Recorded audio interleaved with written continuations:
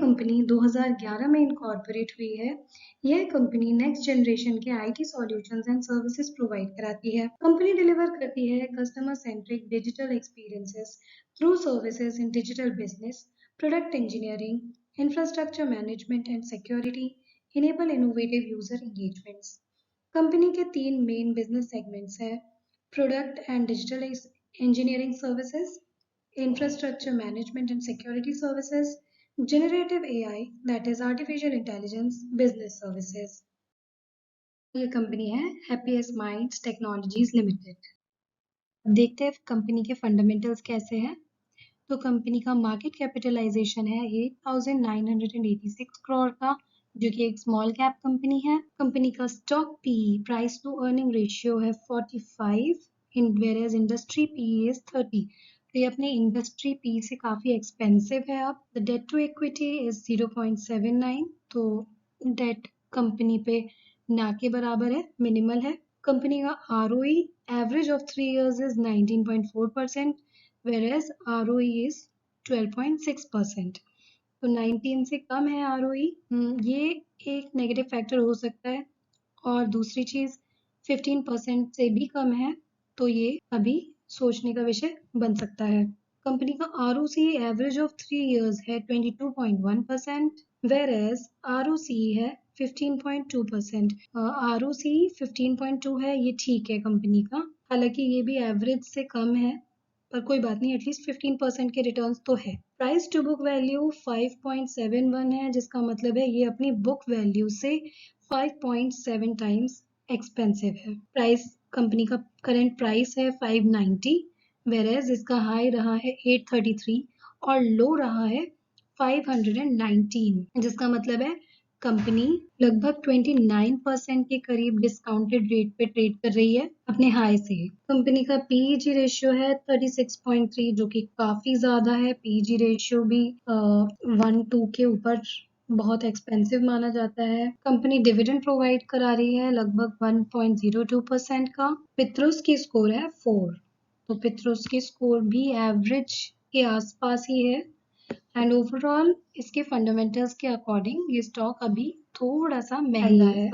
आइए देखते हैं कंपनी के प्रोज एंड कॉन्स। तो company has been maintaining a healthy dividend pay out of 38.9%। Company healthy dividend pay out कर रही है, जो कि कंपनी के इन्वेस्टर्स के लिए एक रिलीफ हो जाता है। कॉन्स में क्या है? Promoters holding has decreased over last 3 years. तो ये कौन एक बहुत बड़ा फैक्टर हो जाता है प्रमोटर की होल्डिंग्स को डिक्रीज करना, मतलब प्रमोटर को अपनी कंपनी पे और उसकी ग्रोथ पे अभी उतना ट्रस्ट ना हो पाना। ये एक सोचने का विषय हो सकता है, लेकिन हम इसे आगे शेयर होल्डिंग पैटर्न्स में और डिटेल में जान सकते हैं। अब आते हैं हम कंपनी के शेयर होल्डिंग पैटर्न्स पे। प्रमोटर्स के शेयर होल्डिंग्स कम हुए हैं, ये वाकई में यहाँ विजिबल है।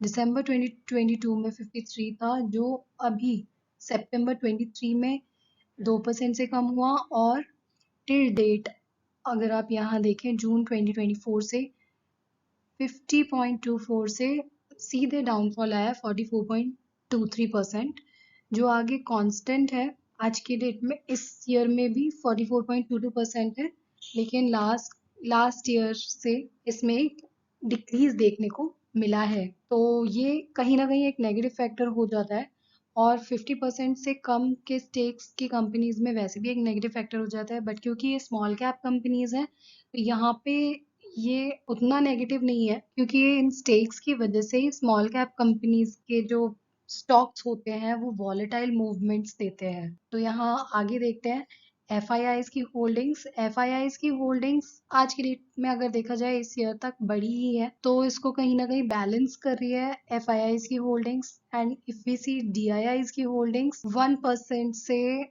आज की डेट में 10.57% है, तो ये काफी अच्छे तरीके से इसको बैलेंस कर रहे हैं, क्योंकि डीआईआईज ने काफी अच्छा स्टेक इंक्रीज किया है। जो प्रमोटर्स ने डिक्रीज किया था वो कहीं ना कहीं इन्होंने टेक ओवर कर लिया है, और 1% से एफआईआईज ने भी किया है। पब्लिक का इंटरेस्ट देखे तो स्टॉक में कैसा है, वो कुछ परसेंट कम हुआ है। Like if we see here दिसंबर 2022 में 38.7 था, जो आज की डेट में भी 38.48 है, तो अगर लास्ट 3 इयर्स के अकॉर्डिंग देखें तो ये कांस्टेंट है, बट बीच में वेरी किया है, तो भी वेरी कैसे किया है, कुछ परसेंट की इंक्रीज ही देखने को मिले हैं, डिक्रीज नहीं देखने को मिला है। तो लास्ट ईयर के कंपैरिजन में देखेंगे तो वापस से शेयर होल्डिंग्स उतने ही आ गए हैं जितने 3 साल पहले थे, बट अदरवाइज बीच में एक स्पाइक देखने को मिली है।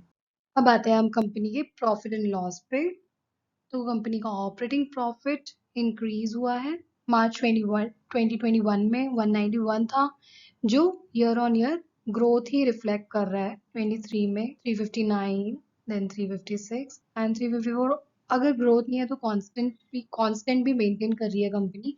और अगर हम टिल मंथ का देखें, करंट मंथ का, तो भी इंक्रीज ही है लास्ट के ईयर से। It's now 364। तो ऑपरेटिंग प्रॉफिट इंक्रीज हो रहे हैं, which is a good sign. OPM percentage, operating profit margin के परसेंटेज, ये लास्ट ईयर के कंपैरिजन में डिक्रीज हुआ है, वेर एज जो अदर इनकम है वो इंक्रीज हुई है। तो अदर इनकम इंक्रीज होना और ऑपरेटिंग प्रॉफिट्स मार्जिन का ओपीएम परसेंटेज का डिक्रीज होना, ये दोनों थोड़े से कॉन्ट्राडिक्टरी हो जाते हैं, जो कि स्टॉक को थोड़ा वॉलेटाइल बना सकते हैं। नेट प्रॉफिट है 185 फॉर करेंट ईयर, जो कि लास्ट ईयर के कंपैरिजन से डिक्रीज हुआ है। तो नेट प्रॉफिट डिक्रीज हो रहा है, अदर इनकम इंक्रीज हो रही है, ये थोड़ा सस्पिशन क्रिएट कर देता है कंपनी के लिए। Where as dividend pay out ये इंक्रीज हुआ है। तो यहाँ एक रिलीफ है इन्वेस्टर्स के लिए कि चलो, अगर कंपनी में प्रॉफिट ग्रोथ उतनी नहीं देखने को मिल रही है, तो at least company is trying to retaining their investors. Company try कर रही है कि उन्हें डिविडेंड पे आउट करके it can give some respect to their capital. Overall fundamentals के अकॉर्डिंग ये थोड़ा सा महंगा स्टॉक है, और प्रॉफिट एंड लॉसेस में इस बार हल्के से कम नेट प्रॉफिट देखने को मिला है। अब देखते हैं हैप्पीएस्ट माइंड्स टेक्नोलॉजीज लिमिटेड का टेक्निकल एनालिसिस। तो जैसा हम देख पा रहे हैं, यहाँ पे ग्रीन लाइंस है जो कि रेजिस्टेंस है, और यहाँ 3 रेड लाइंस है जो सपोर्ट है। तो और स्टॉक कहाँ ट्रेड कर रहा है? स्टॉक अपने फर्स्ट ग्रीन लाइन और फर्स्ट रेड लाइन के बीच में ट्रेड कर रहा है। अब इसे थोड़ा सा और डिटेल में समझते हैं, इसको जूम इन करते हैं, और इसके resistances and supports and buying और सेलिंग के सिग्नल्स कहाँ आ रहे हैं। I am repeating myself, we are just analyzing the buying and selling signals and और अपॉर्चुनिटीज़। ये कोई बाइंग और सेलिंग रिकमेंडेशन नहीं है, ये सिर्फ एक एनालिसिस है। तो यहाँ इफ़ यू कैन सी, ये स्टॉक अपने सपोर्ट के पास ट्रेड कर रहा है। यहाँ इसका सपोर्ट है, ये जो रेड लाइन है ये इसका सपोर्ट है, ये अपने सपोर्ट के पास ट्रेड कर रहा है। तो ये बहुत ही क्रूशियल लेवल्स पे है आज की डेट में अगर देखा जाए तो।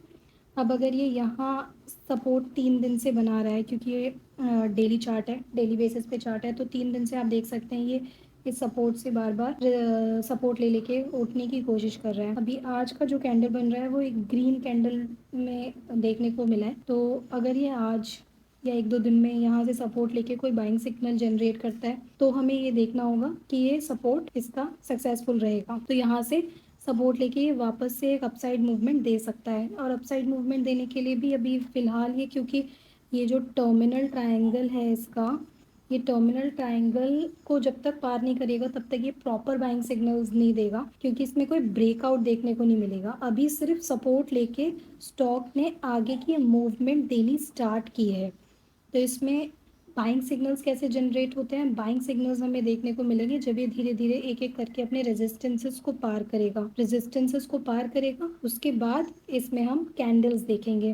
फिलहाल स्टॉक नो ट्रेड जोन में है, पर अगर यहाँ से सपोर्ट लेके वापस से ऊपर उठने की कोशिश करता है, तो इसका पहला रेजिस्टेंस है ये वाला, this one, just a minute. इसका पहला रेजिस्टेंस है ये वाला, जो इसका पहला बड़ा ग्रीन, सॉरी, जो इसका पहला बड़ा रेड कैंडल है, ये इसका फर्स्ट रेजिस्टेंस माना जाएगा, जो छोटा रेजिस्टेंस है, जहाँ से हम वापस से इसमें अपॉर्चुनिटी सीख करने के लिए इसको नज़र में रख सकते हैं स्टॉक को। ये इसका रेजिस्टेंस पहला होगा। अगर ये इसको ब्रेक करता है, तो इसका पहला रेजिस्टेंस होगा। अगर ये इसको ब्रेक करता है तो ये ब्रेकआउट दे देगा, और ये अगर ये छोटा ब्रेकआउट देता है तो इसमें हम एक अपसाइड अपॉर्चुनिटी ढूंढ सकते हैं as per the candles. First resistance, इस रेजिस्टेंस को पार करने के बाद क्या होगा?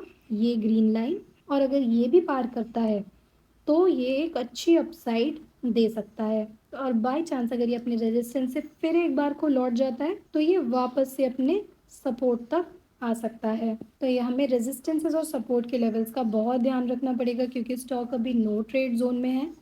हालांकि स्टॉक जिन लेवल्स पे है वहाँ अगर कोई लेमैन एआई के स्टॉक्स में इंटरेस्टेड है वहाँ इसको बाय ऑन डिप्स की स्ट्रैटेजी रख के और थोड़ा सा रिस्क लेके काम करना चाहेगा तो बाय ऑन डिप्स की स्ट्रैटेजीज रख सकते हैं।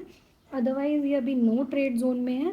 किसी भी स्टॉक में एक छोटी सी कैपिटल इन्वेस्ट करना जितना रिस्की नहीं है। As you know stock market is all about taking risk. तो अगर जिसमें रिस्क टेकिंग एबिलिटी है उसके लिए एक अपॉर्चुनिटी यहाँ हो सकती है। अदरवाइज अगर आपको सेफ ट्रेडिंग करनी है तो ये रेजिस्टेंसेस और सपोर्ट के लेवल्स को ध्यान में रखना ही पड़ेगा। ये तो हो गए रेजिस्टेंसेस। अब देखते हैं एक बार सपोर्ट के लेवल्स। तो सपोर्ट के लेवल्स कहाँ बन रहे हैं? सपोर्ट के लेवल्स हैं यहाँ। ये रेड लाइन को ब्रेक डाउन भी दे सकता है ना स्टॉक कोई भी रीज़न से। तो अगर ब्रेक डाउन देता है तो कहाँ जाके रुकेगा? 520 के आसपास जो इसका ये वाला रेड लाइन वाला जो सपोर्ट है 514 के आसपास ये इसका फर्स्ट सपोर्ट है।